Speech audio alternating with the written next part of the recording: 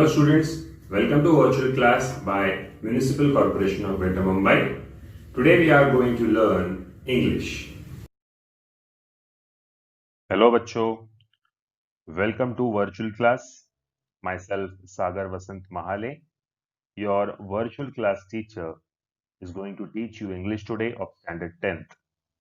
So previously we have seen many videos regarding our syllabus. So we are going to see a new chapter now from unit 2, and the name of the chapter is 2.2, The Boy Who Broke the Bank, Part 1. तो बच्चों ये एक कहानी है India से, काफी पुरानी. एक बड़े लेखक उन्होंने ये कहानी लिखी थी कि एक लड़का था जिसने बैंक लूटी थी. ब्रोक द बैंक मतलब एक बैंक होती है अपने पैसे जहां हम जमा करते हैं, सेविंग्स करते हैं, उस बैंक को लूटने वाली ये कहानी है, the boy who broke the bank. तो इस कहानी के 2 वीडियो होंगे इस चैप्टर के. तो आज हम पार्ट 1 देखेंगे. स्टोरी की ओर बढ़ने से पहले हम थोड़ा सा वार्म अप कर लेते हैं, थोड़ी बातें कर लेते हैं लेसन के पहले, जो आपके टेक्स्ट बुक में दी गई होती है चिट चैट. तो वो चिट चैट के बारे में हम थोड़ी जानकारी ले लेंगे बच्चों. तो आइए देखते हैं. सबसे पहला सवाल है, talk with your group about some recent rumour when people believe at first and suffered for it later. तो रूमर का मतलब क्या होता है बच्चों? रूमर यानी अफवाह. तो आपके ग्रुप में, या आप मुझे ये बताइए कि आपने कभी कुछ ऐसी अफवाह या ऐसा रूमर सुना है जिसको पीपल ने शुरुआत में, यानी लोगों ने शुरुआत में बिलीव कर लिया, और उसके बाद में उसकी जो भी अ, हानिकारक उसके परिणाम हुए हैं लोगों की जिंदगी पर, उसके बारे में क्या आपको याद है? आपकी लाइफ में कोई ऐसा एक रूमर आया था जो सोसाइटी में बहुत फैल गया था? तो मैं आपको उसके ऊपर एक आंसर देना चाहूंगा. It was spread that the world is going to doom in 2012, so people made their minds that they are going to die. Some sold their properties gold, but later it was known that the news of the world doom is a rumor. जैसे कि देखो, आपको पता होगा कि 2012 में सब खत्म होने वाला है. 2012 में पूरी दुनिया तबाह होने वाली है, सारे लोग मर जाने वाले हैं, बहुत बड़ा अकाल आने वाला है, लाइक प्रलय आने वाला है. प्रलय, प्रलय is the right word for doom. तो ये प्रलय की बात जो थी सबको पता थी, पूरे विश्व में सबको पता थी, लेकिन ये सब क्या थी? ये अफवाह थी, और बाकी कुछ भी नहीं था. इसीलिए बहुत से लोगों ने डर के मारे, सबको यही लगा कि हम मरने वाले हैं, तो आराम से चैन से जी लो, जितने भी प्रॉपर्टीज है, सोना है, सब बेच दो, और फिर जितना भी पैसा आएगा उससे ऐश कर लो, एंजॉय कर लो, क्योंकि सब लोग मरने वाले हैं. तो ये लोगों को शुरुआत में ये अफवाह एकदम सही लगी, उसके बाद में उन्होंने अपना ही खुद का नुकसान करवा लिया, और जब ये ऐसा कुछ नहीं हुआ तो उनको और आगे बहुत सारी तकलीफ भी हुई. तो बच्चों, इस तरह से एक और रूमर, अभी हमारे कोरोना लॉकडाउन में ऐसी रूमर आई थी कि मुर्गियां, चिकन या मटन खाने से भी कोरोना होता है. तो बहुत सारे जो हैन फार्मिंग होता है या गोट फार्मिंग होता है, वो उन लोगों ने 30-30, 50-50, 100-100 रुपए के हिसाब से मुर्गियां अपनी बेच दी. जिन्होंने खाई उनको तो सस्ते में मुर्गियां मिल गई, और उनको कोई कोरोना वगैरह नहीं हुआ. तो बच्चों, जो मांस है, यानी मीट है, अंडे है, फिश है, ये जो लोग मांसाहारी जीव खाना जो लोग खाते हैं, तो इन खाने वालों को तभी भी सरकार ने कहा था कि आप अगर अच्छे से गर्म करके खाते हो तो कोई दिक्कत नहीं है. लेकिन बहुत से लोगों ने क्या किया? अफवाह फैला दी कि मांस मच्छी खाने वालों को कोरोना सबसे पहले होगा. लेकिन हुआ कैसे? नहीं, बेचारे जो भी मांस मच्छी का बिजनेस करते थे उनको बहुत सारा नुकसान हुआ. ये एक था मेरी तरफ से और एक एग्जाम्पल. आपको भी ऐसे बहुत से एग्जाम्पल्स मालूम होंगे जो सोसाइटी में, हमारे समाज में अफवाह ऐसी फैल जाती है, उसके बारे में सोचकर लोग परेशान हो जाते हैं, और जब बाद में पता चलता है कि ये अफवाह थी तो बाद में बहुत पछताते हैं. दूसरा सवाल हम देखेंगे, also discuss how one can decide whether some news is a fact और फेक. अब ऐसी कौन सी तरकीब है जिससे हम पता कर सकते हैं कि ये जो अफवाह फैली हुई है, जो खबर फैली हुई है, ये सच है कि झूठ है, मतलब फैक्ट है या फेक है? तो उसका जवाब कैसे देंगे आप? A person having common sense, ability to think, general knowledge, reads the newspaper, easily understand the fact and fake news. तो बच्चों, जो जागरूक रहता है, जागरूक नागरिक जो होता है, जो अखबार पढ़ता है, न्यूज चैनल देखता है, के पास कॉमन सेंस हो, जनरल नॉलेज का भंडार हो, सामान्य ज्ञान हो, और वो लॉजिक से बातों को सोचकर अगर समझकर परखता है, तो उसे समझ में आ जाता है कि ये जो खबर फैली हुई है, ये फैक्ट है कि फेक है, ये रूमर है कि सच बात है। तो बच्चों देखो, हमें अखबार पढ़ना, कभी कोई अखबार पढ़ते ही नहीं, क्योंकि हमें लगता है बोरिंग है, ये बुढ़े लोगों का काम है, लेकिन नहीं, अखबार पढ़ना बहुत जरूरी है, न्यूज चैनल देखना बहुत जरूरी है। हमारे देश में, हमारे शहर में, हमारे राज्य में, हमारी पूरे दुनिया में कहाँ पर क्या चल रहा है, इसकी जानकारी होना बहुत जरूरी होती है। कब कौन सी जानकारी का उपयोग आपको पड़ जाए, इसको हम कह नहीं सकते। इसीलिए जनरल नॉलेज होना, कॉमन सेंस होना, न्यूज़पेपर पढ़ना आदि, या फिर न्यूज़ चैनल देखना, ये सब बहुत जरूरी होता है। उससे आप इजीली फाइंड आउट कर सकते हो कि सच्ची खबर क्या है और अफवाह क्या है। तो आइए देखते हैं तीसरे सवाल की ओर। Who do you think are responsible for spreading false news? तो आपको क्या लगता है बच्चों, ये जो अफवाहें फैलाने में सबसे बड़ा हाथ किसका होता है? I think some stupid people who are always in search of their own profits are responsible for spreading such false news. तो बच्चों, जब लोगों को बिजनेस करना होता है ना, बिजनेस, तो बिजनेस करने के लिए उसमें मुनाफा चाहिए होता है सबको, और मुनाफे के लिए बहुत से लोग झूठी खबर फैला देते हैं। फॉर एग्जाम्पल, अगर मैं आपको एक उदाहरण दूं कि ये कंपनी का शैम्पू है, फला कंपनी का शैम्पू है, और उस शैम्पू से बाल जो है झड़ने कम हो जाते हैं और घने हो जाते हैं, काले हो जाते हैं, इसकी बहुत सारी एडवर्टाइज करते हैं, और फिर बोलते हैं बाकी सारे शैम्पू बहुत खराब है, उसमें केमिकल होते हैं, हमारा शैम्पू आयुर्वेदिक है, एक्सेट्रा एक्सेट्रा। और इसको यूज करने से उस शैम्पू वाले का प्रॉफिट तो बढ़ जाता है, लेकिन आखिर में उस शैम्पू में भी बाकी शैम्पू में जो होता है वही होता है, केवल रंग और उसका सुगंध अलग अलग होते हैं, लेकिन शैम्पू में केमिकल ही होते हैं, बिना केमिकल के कोई शैम्पू बन नहीं सकता। और इसीलिए बच्चों, ऐसे लोग जो होते हैं, स्टूपिड लोग, जो अपने मुनाफे के लिए, अपने फायदे के लिए लोगों को बहकाते हैं, गलत गलत खबरें देते हैं और अपना मुनाफा कमा लेते हैं। अब जैसे कि इसी लॉकडाउन पीरियड का आपको एग्जांपल दिया जाए, तो कोरोना के लिए मास्क पहनना जरूरी है, राइट? तो कुछ लोग कहते हैं कि N95 मास्क पहनना चाहिए, K95 मास्क पहनना चाहिए, ये 10 रुपए वाला, 20 रुपए वाला कपड़े का मास्क नहीं चलता है, एक्सेट्रा एक्सेट्रा। तब लेकिन उसी वक्त इन लोगों ने जो अफवाह फैलाई कि N95 और K95 से ही कोरोना से बचा जा सकता है, तो लोगों ने 200 रुपए, 300 रुपए, 500 रुपए का एक मास्क खरीदा और वो यूज करने लगे। कुछ महीनों बाद जब डॉक्टर ने पूरी तहकीकात करके, रिसर्च करके कहा कि N95 और K95 मास्क से भी आप बच नहीं सकते हो कोरोना वायरस से, तब ये पता चला कि इन लोगों ने अपना बिजनेस बढ़ाने के लिए N95 मास्क को अच्छा बताकर ये तरकीब चली और उससे अपना मुनाफा कर लिया। तो मतलब देखो बच्चों, ऐसे लोग अफवाहें फैलाते ताकि अपना बिजनेस अच्छे से चल सके, जो कि बहुत गलत बात है। किसी को फंसा के उससे पैसे लेना, ये बहुत गलत बात है। आप अच्छी चीज बेचो, जितनी लागत है उसमें आपका फायदा मिलाकर वो चीज बेचो, ना कम बेचो ना ज्यादा, लेकिन जितनी लागत है और जितनी उसकी सच्चाई है, ऑनेस्टी से आप अगर बिजनेस करते हो तो आपको कभी भी नुकसान नहीं होता है। लेकिन बेईमानी से बिजनेस करने वालों को शुरुआत में तो फायदा हो जाता है, लेकिन जब बदनामी हो जाती है, जब राज खुल जाते हैं कि हाँ ये बदनामी से या बेईमानी से बिजनेस कर रहा था, तो फिर उसके बाद बहुत दिक्कतें आना शुरू हो जाती है। Do you believe in all the news that you come across? क्या आपके सामने जितनी भी खबरें आती हैं, न्यूज चैनल के जरिए, व्हाट्सएप के जरिए, फेसबुक के जरिए, न्यूज़पेपर के जरिए, क्या आप उन सारी न्यूज में बिलीव कर लेते हो? तो जवाब कुछ ऐसा है कि no, I don't believe each and every news.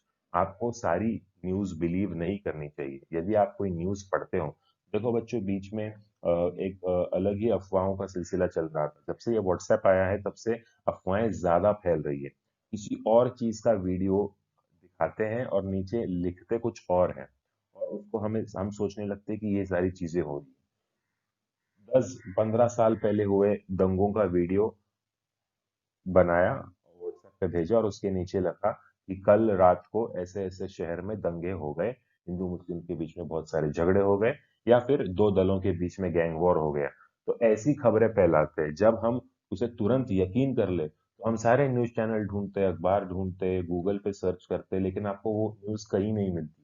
लेकिन वो जो रिसर्च नहीं करते, वो लोगों को वो वीडियो और वो कहा हुआ मैसेज सब सही लगने लगता है। तो इसीलिए बच्चों, व्हाट्सएप पे, सोशल मीडिया पे, फेसबुक पे, कहीं पे भी अगर आपको कोई न्यूज दिखाई देती है, एक वीडियो और उसमें कोई मैसेज या कोई फोटोज, कोई मैसेज, तो उस पर तुरंत यकीन करना बेवकूफी वाली बात है।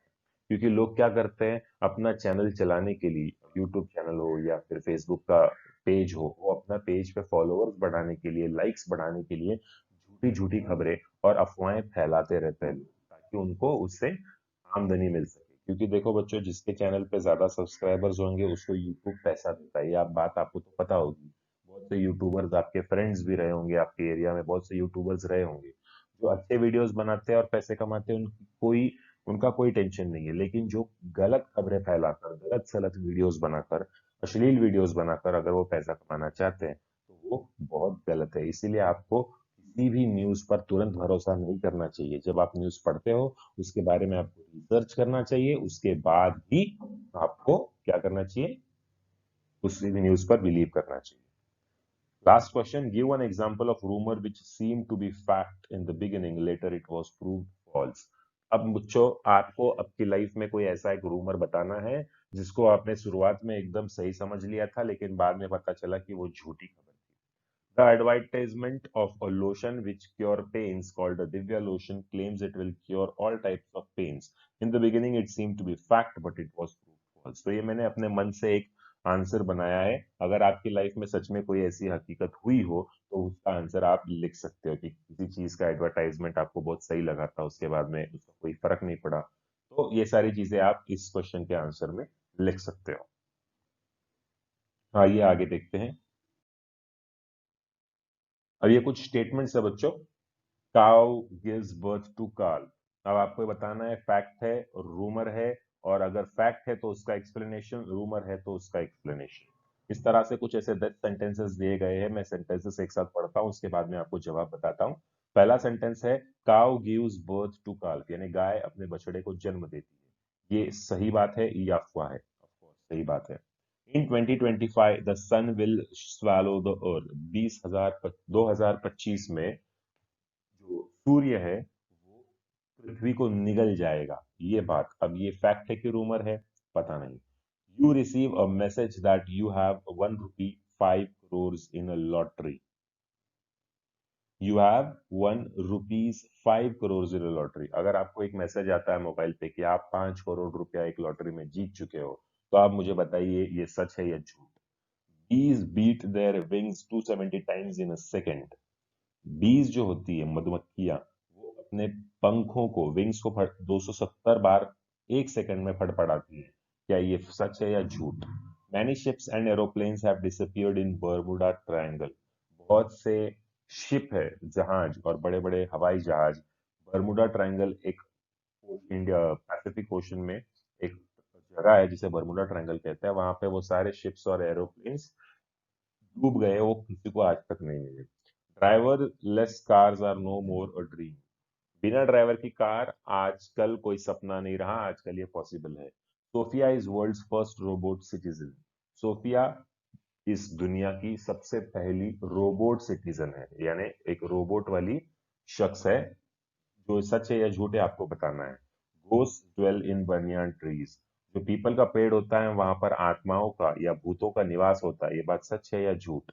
Do not step out on a new moon day. New moon day यानी अमावस का जो दिन होता है, और उस दिन पे आपको घर से बाहर रात में नहीं निकलना चाहिए।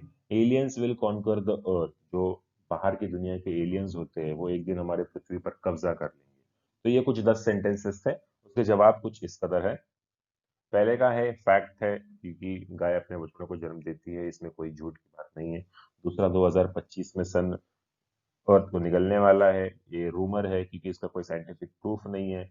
और जब आपको 5 करोड़ की लॉटरी का मैसेज आया तो ये भी एक रूमर है, क्योंकि कोई प्रॉपर सोर्स नहीं है। अगर आपने लॉटरी का टिकट खरीदा ही नहीं है तो आपको लॉटरी कैसे लग सकती है? चौथा, bees beat their wings 270 times in a second. ये फैक्ट है क्योंकि साइंटिफिकली प्रूव हो चुका है।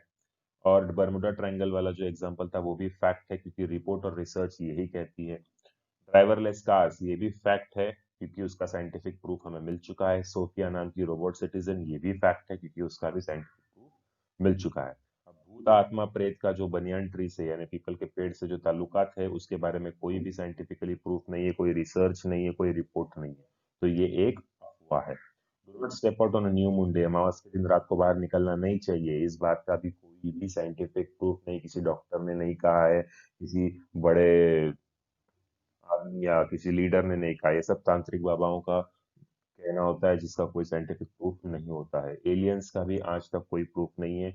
नासा, इसरो, ये बहुत से जो एडवांस साइंटिफिक इंस्टीट्यूट्स है, इन्होंने मंगल पर जाकर, चांद पर जाकर, सब जगह पे जाकर देखा है, उन्हें कोई भी जीवित रूप में एलियन नजर नहीं आया है। तो बच्चों, इस कदर से कुछ सेंटेंसेस थे, मैं उम्मीद करता हूँ कि आपको ये समझ आया होगा कि फैक्ट कौन से और रूमर कौन से, और आपको पता कैसे करना है। रिसर्च बहुत इंपॉर्टेंट होता है बच्चों। यदि आपको किसी बात का सच या झूठ का पर्दाफाश करना होगा, तो उसके लिए आपको रिसर्च करना बहुत जरूरी है। और रिसर्च के लिए आपके हाथ में अभी मोबाइल है।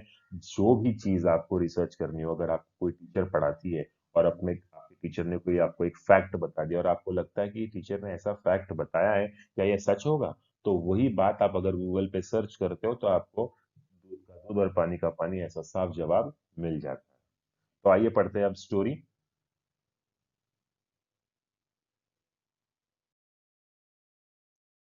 ये शख्स वो लेखक है इस कहानी के, Ruskin bond, 1934।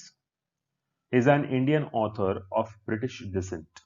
He lives with his adopted family in Landore in Mussoorie, India.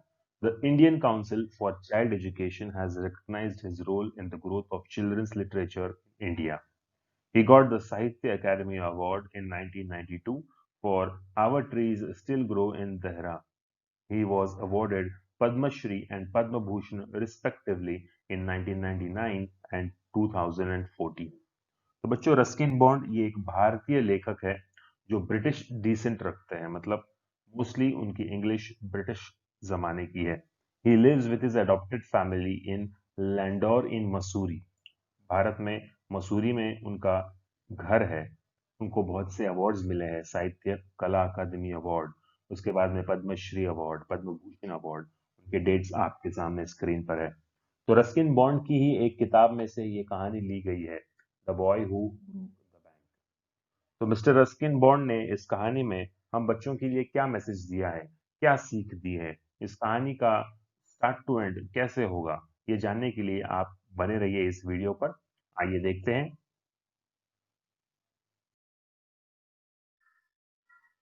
Nathu grumbled to himself as he swept the steps of the Peoplenagar Bank owned by Seth Govindram. He used the small broom hurriedly and carelessly, and the dust, after rising in a cloud above his head, settled down again on the steps as Nathu was banging his pan against a dustbin. Sitaram, the washerman's son, passed by. तो बच्चों, ये कहानी एक नथु है जो कि झाड़ू मारने वाला एक लड़का है। वो पीपल नगर बैंक की जो सीढ़ियां थी, स्टेयर्स, वहां पर वो झाड़ू फटका लगा रहा था। वो पीपल नगर बैंक किसकी है? सेठ गोविंद राम की वो बैंक है, पीपल नगर। He used the small broom hurriedly and carelessly. छोटा सा उसके पास झाड़ू था और बहुत घाई से और बहुत बिना देखे, मतलब विदाउट नो केयर, केयरलेसली, यहाँ वहां ना देख के बस काम करना है बोल के फटाफट फटाफट झाड़ू मार रहा था। और उसकी वजह से जो धूल उड़ रही थी, वो धूल उड़ के सीधा उस वापिस नीचे ही उन सीढ़ियों पर आके गिर रहा था। As Nathu was banging his pan against the dustbin, Sitaram the washerman's son passed by. उतने में सीताराम, जो कि एक धोबी का लड़का था, वहां से गुजर रहा था। Sitaram was on his delivery round. He had a bundle of freshly pressed clothes balanced on his head. Sitaram, जो कि एक धोबी का लड़का था, और वो अपने साथ धुले हुए कपड़े अच्छे से इस्त्री करके वहां पर डिलीवरी देने आया था। He had a bundle of freshly pressed clothes balanced on his head. उसके सर पर ठीक से बैलेंस किए हुए वो सारे इस्त्री किए हुए कपड़े वहां से वो लेकर आ रहा था। Don't raise such dust, he called out to Nathu. Are you annoyed because they are still refusing to pay you an extra 2 rupees a month? तो सीताराम जो है वो नत्थू पर चिल्लाया कि तुम ऐसे कैसे झाड़ू मार रहे हो, पूरा हवा में पूरा धूल मिट्टी उड़ रहा है, मैंने अपने सर पे अच्छे धोए हुए इस्त्री किए हुए कपड़े रखे हैं, वो सारी धूल उन अगर कपड़ों पे चली जाएंगी तो कस्टमर क्या सोचेगा कि मैंने कपड़े धोए या नहीं धोए। और उसने उसे ये पूछा, क्या तुम अभी तक बैंक वालों से गुस्सा हो क्योंकि उन्होंने तुम्हारी पगार में 2 रुपए की बढ़ोतरी नहीं की? इसका मतलब क्या समझ आता है बच्चों कि नथु शायद गुस्से में है कि जो बैंक वाले हैं उसकी पगार 2 रुपए से नहीं बढ़ा रहे हैं। I don't wish to talk about it, complained the sweeper boy. I haven't even received my regular pay, and this is the 20th of the month. Who would think a bank would hold up a poor man's salary? As soon as I get my money, I'm off. Not another week I work in this place. And Nathu banged the pan. तो नथु ने जब जैसे ही सीताराम ने उसे वो सवाल पूछा कि भाई क्यों इतना गुस्सा कर रहा है, अभी तक वो 2 रुपए वाली बात अटकी हुई है क्या पगार की? तब नथु ने जवाब दिया, बात मत करो पगार की, यहाँ तक जो रेगुलर पे होता है 20 महीने से मुझे वो पगार भी नहीं मिला है, 2 रुपए की कहाँ बात कर रहे हो। उम्मीद नहीं थी कि एक बैंक एक गरीब इंसान की तनख्वाह को इस तरह से रोक के रखेगी। बैंक के पास तो कितना पैसा होता है, कितने लोग बैंक में पैसा जमा करते हैं, क्या उनके पास एक झाड़ू सफाई कर्मचारी के लिए पगार नहीं है? चलो बढ़ोतरी मत दो 2 रुपया, कम से कम 20 महीने से जो मेरी सैलरी अटकी हुई है वो सैलरी तो देना चाहिए। और गुस्से में नथु ने कहा, जिस दिन मुझे मेरे पैसे मिल जाएंगे, पूरे के पूरे पैसे लेने के बाद दूसरे ही दिन से, दूसरे ही हफ्ते से मैं काम बंद कर दूंगा। और नत्थू ने वो जो उसके हाथ में पेन था वो जोर से फिर से bang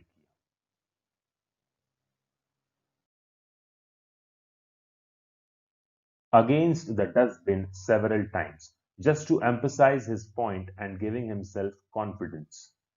Well, I wish you luck, said Sitaram. I'll keep a lookout for any jobs that might suit you. And he plodded barefoot along the road, the big bundle of clothes hiding most of his head and shoulders. तो जैसे उसने वो अपनी बात कही कि जिस दिन मुझे पूरा पैसा मिल जाएगा उसके दूसरे ही हफ्ते से मैं नौकरी छोड़ दूंगा और मैं कहीं और चले जाऊंगा। और ये बात कही थी उसने, जो उसके हाथ में पेन था वो सेवरल टाइम्स यानी बहुत बार डस्टबिन से पटक रहा था। पेन जो होता है जिसे हम जिसमें हम कचरा भरते हैं ना झाड़ू से, उसे पेन कहते हैं, और डस्टबिन के ऊपर वो पटक रहा था। just to emphasize his point and giving himself confidence. Well, I wish you luck, said Sitaram. उसमें ये बात सुनने के बाद सीताराम ने कहा कि डोंट वरी, मैं तुम्हें गुड विश देता हूँ, गुड लक कहता हूँ। मैं ढूंढते रहूंगा कोई अगर जॉब तुम्हारे लायक अगर मिले तो मैं वो तुमको जॉब जरूर मिलवा के दूंगा। एंड ही प्लॉडेड बेयरफुट, प्लॉडेड मतलब क्या, वॉक हेवीली, कोई भारी वजन अगर लेके उठा के चल रहा हो, बोझ उठा के, तो उसे प्लॉडेड कहते हैं, वॉकिंग हेवीली।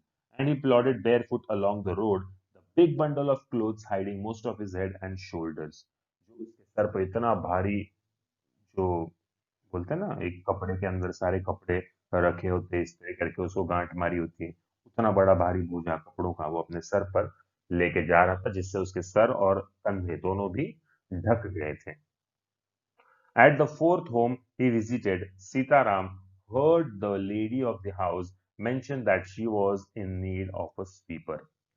कपड़ों की डिलीवरी करते करते जब वो चौथे घर पे पहुंचा, पहला घर, दूसरा घर, तीसरा, उसके बाद जब वो चौथे घर पूछा तो अंदर एक लेडी की आवाज सीताराम ने सुनी। वो लेडी ये कह रही थी कि मुझे एक झाड़ू मारने वाले लड़के की जरूरत है। लड़का है या लड़की, मुझे एक झाड़ू मारने वाले की जरूरत है।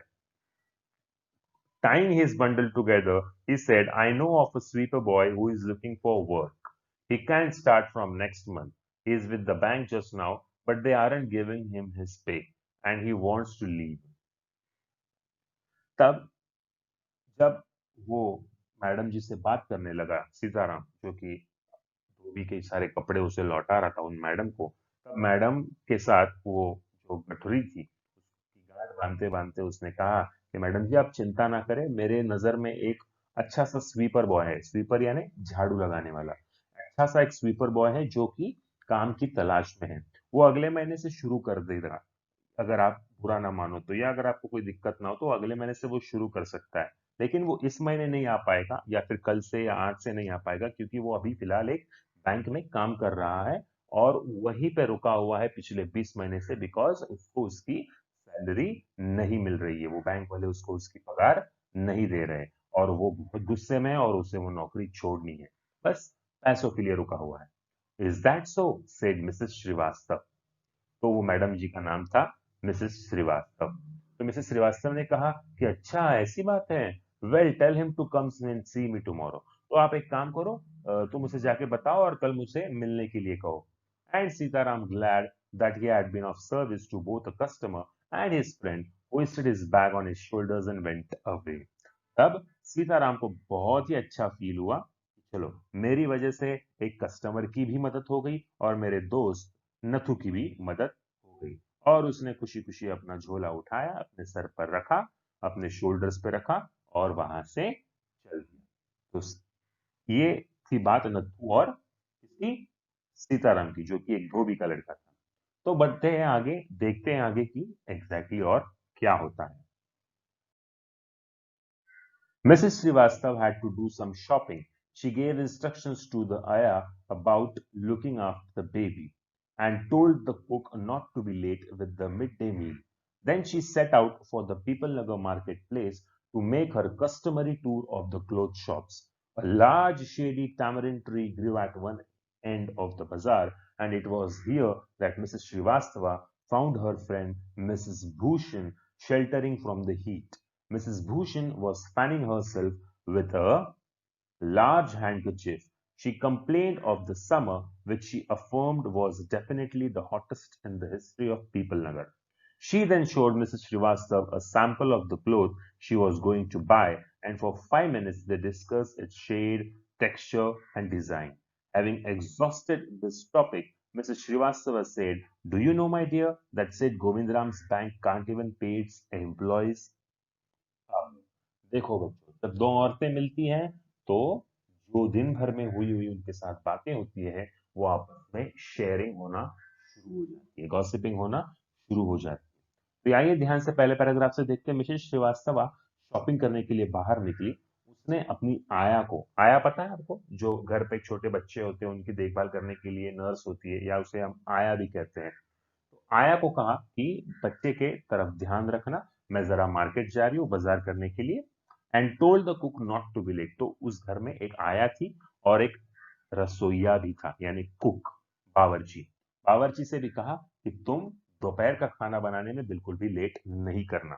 तो आया और कुक को दोनों को इंस्ट्रक्शंस देने के बाद मिसेस श्रीवास्तव अपने घर से बाजार के लिए, पीपल नगर मार्केट प्लेस के लिए निकल गई, to make her customary tour of the cloth shop. Customary tour, customary मतलब क्या बच्चों?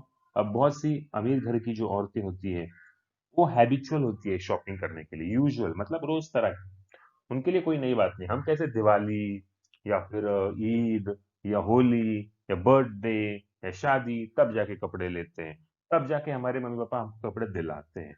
लेकिन बहुत से अमीर लोग जो होते हैं उनको दोपहर में कोई टाइम पास नहीं होता, इसीलिए वो शॉपिंग करने के लिए निकल जाते हैं, क्योंकि उनके पास सारे नौकर चाकर होते हैं। उनके पास घर साफ सफाई करने के लिए होते हैं, झाड़ू फटका के लिए होते हैं, रसोई पकाने के लिए होती है, बच्चों को संभालने के लिए होती है, ड्राइवर होता है, सारे चीजों के लिए उनके पास नौकर चाकर होते हैं। तो इस तरह से वो अपनी कस्टमरी टूर पर निकल गई। Large shady tamarind tree grew at one end of the bazaar. बाजार में एक बहुत बड़ा इमली का पेड़ था। शेडी यानी बहुत सारी छांव देने वाला वो इमली का घना सा पेड़ था। And it was here that Mrs Srivastava found her friend Mrs Bhushan sheltering from the heat.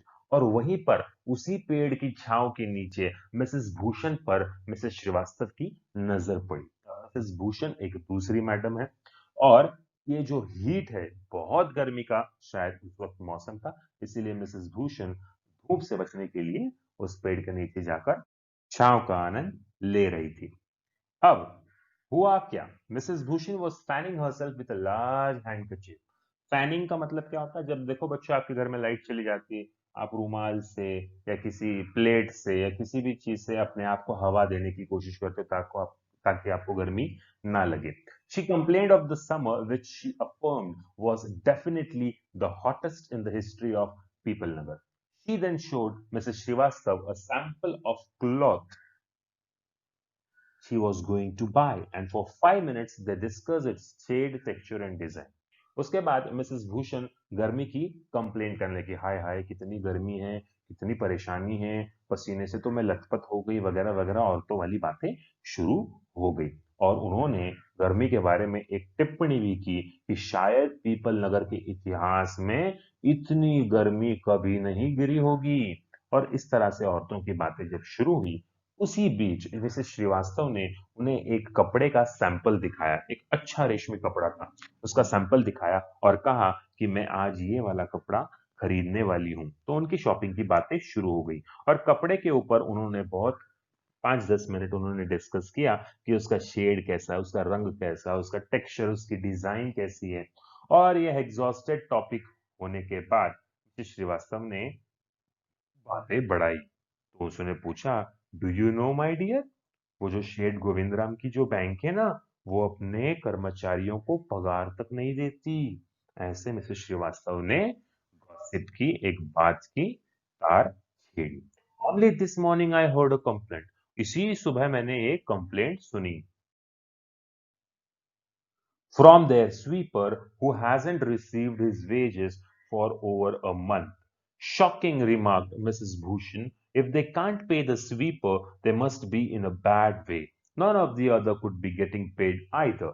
She left Mrs. Srivastav at the tamarind tree and went in search of her husband, who was sitting in front of Kamal Kishore's photography shop talking with the owner.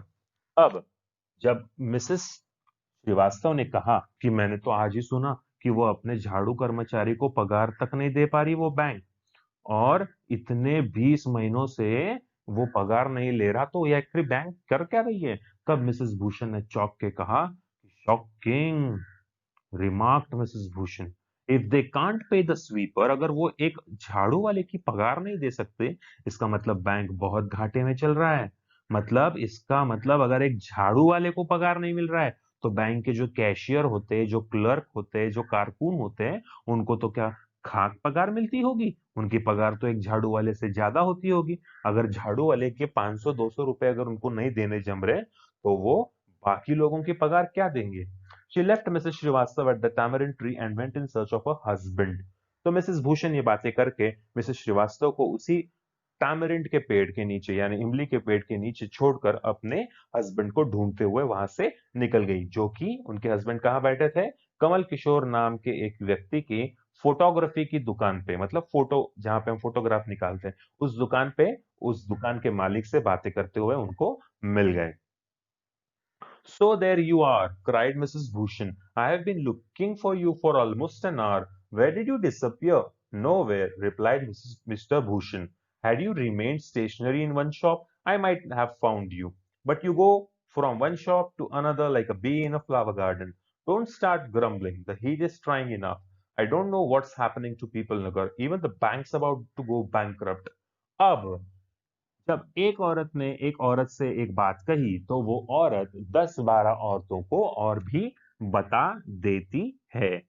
तब जब वैसे ही कमल किशोर की photography की दुकान पर mister Bhushan बैठे हुए थे, मिसेस भूषण वहां पर जाके बोली कि आप यहाँ हो, मैं तो आपको पता नहीं इसलिए 1 घंटे से कहाँ कहाँ ढूंढ रही हूँ, कहाँ गायब हो जाते हो आप.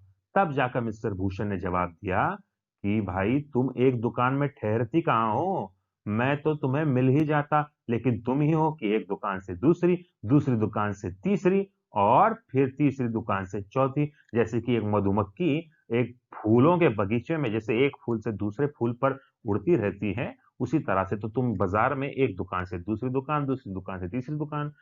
इसीलिए तो मैं अपने दोस्त कमल किशोर की दुकान पे ही बैठ गया था कि तुम सारी शॉपिंग करके आओ और यहाँ से हम घर चले जाएंगे. तब मिसेस भूषण ने कहा, हाँ हाँ रहने दो रहने दो, इतना चिल्लाने की जरूरत नहीं है. पहले ये गर्मी क्या कम परेशान कर रही है जो आप भी अभी चिल्ला रहे हो. पता नहीं पीपल नगर को क्या होते जा रहा है, गर्मी देखो इतनी बढ़ती जा रही है, बैंक देखो कंगाल होती जा रही है. अरे बाप रे, अब बैंक का विषय निकल चुका है मिस्टर भूषण के सामने. देखते हैं आगे क्या हुआ. तो बच्चों आगे जो हुआ वो हम देखेंगे पार्ट 2 में, बिकॉज आगे और भी इंटरेस्टिंग स्टोरी है। तो मैं उम्मीद करता हूं कि आपको ये पार्ट 1 का जो इस चैप्टर का पार्ट 1 है वो समझ आया होगा, इस स्टोरी में इंटरेस्ट बढ़ गया होगा। तो अगर आप पार्ट 2 देखना चाहते हैं तो तुरंत सर्च कीजिए चैप्टर का नाम MCGM यूट्यूब चैनल, और लाइक और शेयर करना जरूर भूलना मत। Thank you very much.